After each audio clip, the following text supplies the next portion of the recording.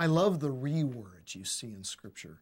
Redemption, renewal, reconciliation, that's reconciliation.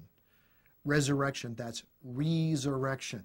All those re-words in English, almost all of them, are equivalent to a little Greek prefix, ana, which has the same effect as re. It means to bring back what once was. Redemption is to buy back what one once had but no longer did. Reconciliation is to come back into a friendship I once had but have now lost.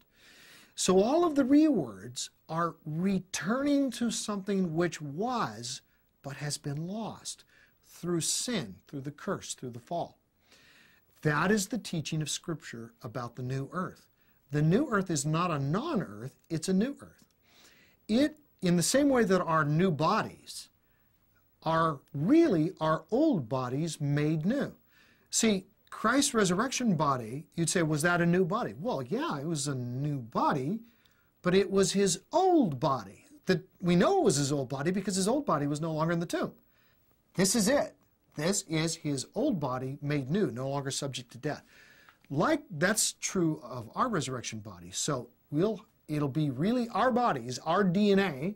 If there's still DNA, I assume that there will be. God created it, and there's no reason for there not to be, as physical human beings, to have DNA. So in our resurrected bodies, we'll be the same people. It will be our same bodies, but perfect, but without any of the things that we don't like. Well, that's exactly what the Bible teaches about the new earth. The parallel to old earth, new earth is exactly the parallel to old body, new body. As the old physical body had certain attributes, and the old physical earth, the one we're still on now, had these physical attributes, the new one will have attributes, but the new one will be transformed, not so that it's a non-body or a non-earth, but so that it's all earth was ever meant to be, so that it's spectacular earth, it's better earth. And waterfalls are wonderful now, they'll be all the more wonderful. The beauty of that world, the animals that are described in that world, not just in the millennium, but on the new earth in Scripture. In my books on heaven, I talk about animals because so many people ask questions about animals. And I think very clearly we see what God intended earth to be like by the way he first created earth. You know, God's not going to say one day, well, you know, that was a bad idea. I really blew it. I really made a mistake when I made human beings and animals and plants and trees and waterfalls.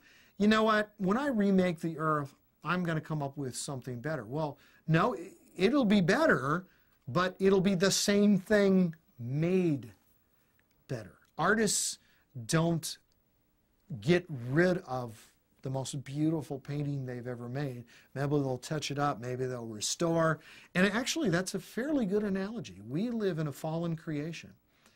Nancy and I were in Italy in the spring, and we went to the Sistine Chapel. So you see this beautiful paintings that Michelangelo did up there. But we saw pictures of how faded it had become before the restoration it went through.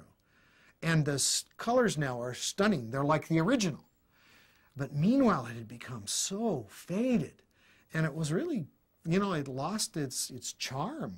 And people were going, well, I think that was beautiful once, but it kind of no longer is. It's pretty hard to see up there. Well, that's exactly what God will do. His restored creation. Look around you.